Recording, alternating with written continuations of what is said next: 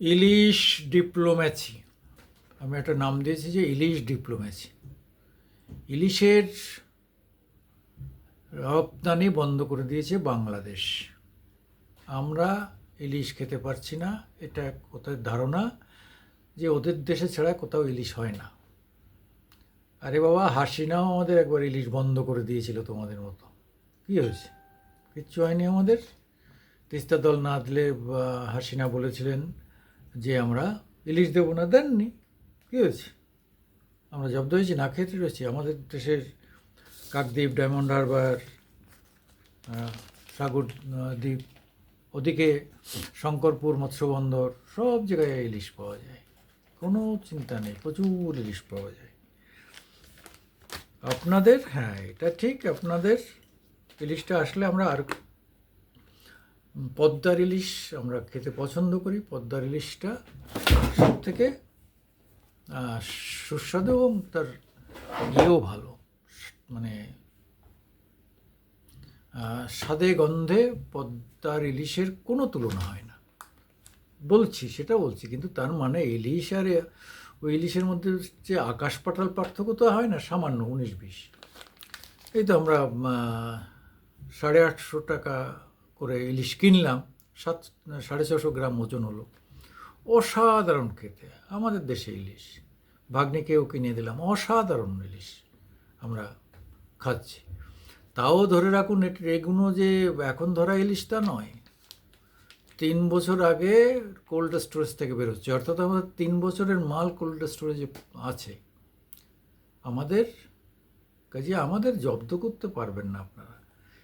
তারপরে কথা হচ্ছে, আপনাদের রাগ তো ভারতের পরে, কিন্তু ভারতের লোকেরা তো খায় না, ইলিশ খায় না। অর্থাৎ পশ্চিমবাংলাটাকে বাদ দিলে বাকি যে ভারত, তারা তো ইলিশ খায় না। ইলিশ হচ্ছে বাঙালিদের প্রিয় খাবার। বাঙালিরা যেখানে ছড়িয়ে ছিটিয়ে আছে, ত্রিপুরা, আসাম টাসাম, এসব জায়গাতে তারা একটু পছন্দ করে। কিন্তু উত্তরপ্রদেশের লোকও তারা মাছই খায় না, অধিকাংশ জায়গার লোক মাছই খায় না। পূর্বাঞ্চলের লোকেরা একটু মাছ পাতে বিশ্বাসী। আর দক্ষিণ দিকে তামিলনাড়ু, অন্ধ্র, আবার সেখান থেকে যে রুই মাছ ধরা পড়ে, সেই রুই মাছ আপনাদের দেশে না গেলে আপনারা মাছ খেতে পারবেন না। ইলিশ মাছ তো আর সাধারণ মানুষ কিনতে পারবে না। এখন আপনারা ওখানে মানে আমাদের এই কাতলা কিনছেন 500-550 টাকায়, আমরা এখানে কাটা অবস্থাতে কিনি 350 টাকায়। আর যদি গোটা, অনেক সময় 250 টাকায়ও পাওয়া যায় গোটা যদি নেই। তো সেই জায়গায় দাঁড়িয়ে আমাদের জব্দ করতে পারবেন না কোনোভাবে। আর বিশেষত মূল যে ভারতের উপর আপনাদের রাগ, মোদির ভারতে কিচ্ছু প্রতিক্রিয়া হয় না, কেন তারা মাছ খায় না। সেই জায়গায় দাঁড়িয়ে আমাদের, আপনারা নিজেরা খাচ্ছেন, কিন্তু তাতে কি হচ্ছে? আপনারা নিজেরাই বলছেন যে তাতে 100-200 কি বড় জোর 300 টাকা ডিফারেন্স হচ্ছে।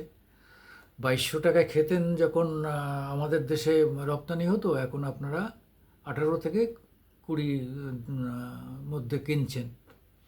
কোথাও কোথাও হয়তো একদিন একটু বেশি আমদানি হলে আরও 100 টাকা কমলো, কিন্তু কার্যত সাধারণ মানুষ 2200, 1800, 2000, 1500 হলেও সাধারণ মানুষ কিনে খেতে পারবে না।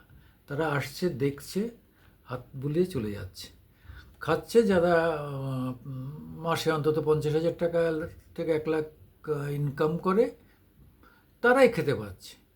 সাধারণ মানুষ ইলিশ খেতে পাচ্ছে না। অথচ আপনারা বোঝালেন কি, সাধারণ মানুষ আমরা ইলিশ বিদেশে চালান করব না, আমরা খাবো। খান।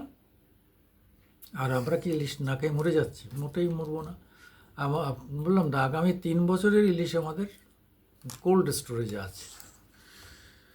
তবে একটা জিনিস হচ্ছে যে, এই যে কথায় কথায় ইলিশের দিয়ে আমাদের হুমকি দেখান, ইলিশের জন্য তো আপনারা বিদেশি মুদ্রা পান। আজকে বিদেশি মুদ্রাটা আপনাদের লস হলো, তাতে আপনারা ওষুধ কিনতে পারতেন বিদেশ থেকে।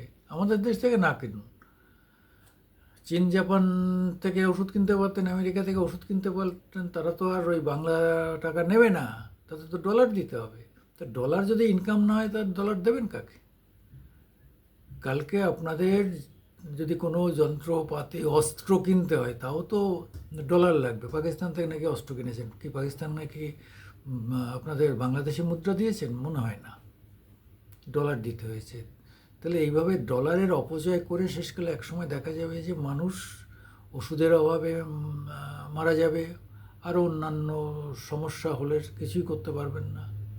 খাবার দাবার থেকে আরম্ভ করে অনেক কিছু, বিদেশি যন্ত্রপাতি কিছুই আপনারা আমদানি করতে পারবেন না। লস কার হবে? আপনাদের লস হবে। আর এই লসটা হচ্ছে বোকামির জন্য, স্রেফ বোকামির জন্য।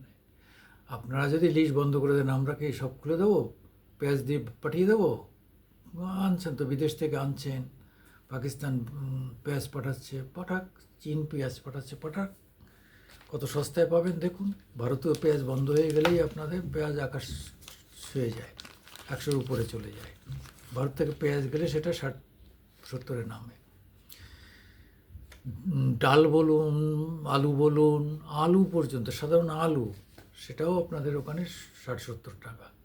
আমাদের এখানে 34 টাকা আর 40 টাকা। তা এরকম জায়গায় দাঁড়িয়ে আমাদের সঙ্গে কেন পাঙ্গা নিতে আসেন ভাই?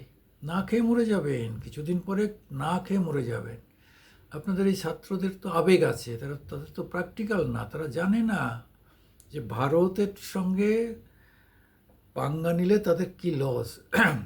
বললাম তো, এই জানুয়ারি মাসে, সামনের জানুয়ারি মাস আছে, সেপ্টেম্বর, অক্টোবর, নভেম্বর, ডিসেম্বর, জানুয়ারি পর্যন্ত আপনারা বুঝতে পারবেন। হ্যাঁ, উল্টো আন্দোলন হবে, উল্টো আন্দোলন হবে। এই ছাত্রদের ধরে রাস্তাঘাটে কেলাবে লোক, পেটাবে, ঘর থেকে টেনে নামিয়ে মারবে। হ্যাঁ, এই বিএনপিরা পালাবে। আবার আওয়ামী লীগ বহু জায়গায় এখনই জেগে উঠছে। আর তখন আর 6 মাস পরে আমি লিখে দিলাম, আগামী জানুয়ারিতে, অর্থাৎ 24 থেকে 25-এ পা দিলেই দেখবেন খেলাটা কীরকম হয়। ভয় দেখাচ্ছি না, কথাটা হচ্ছে যে আপনারা ভুল রাজনীতিক ডিসিশন নিচ্ছেন। ঠিক আছে, একটা দেশে হাসিনাই থাকতে হবে এমন কোনো কত লোক এলো গেল, প্রধানমন্ত্রী হলেন, রাষ্ট্রপতি হলেন, কী যায় আসে? হাসিনা থাকবে না, আর তো কেউ হবে। কিন্তু পড়শিকে কখনো পাল্টানো যায় না।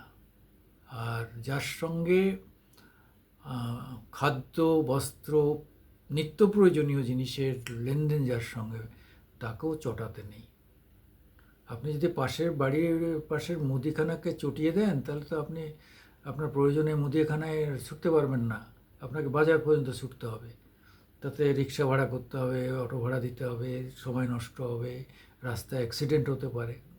ফলে বাড়ির পাশের মুদিখানাকে কেউ চটায় না।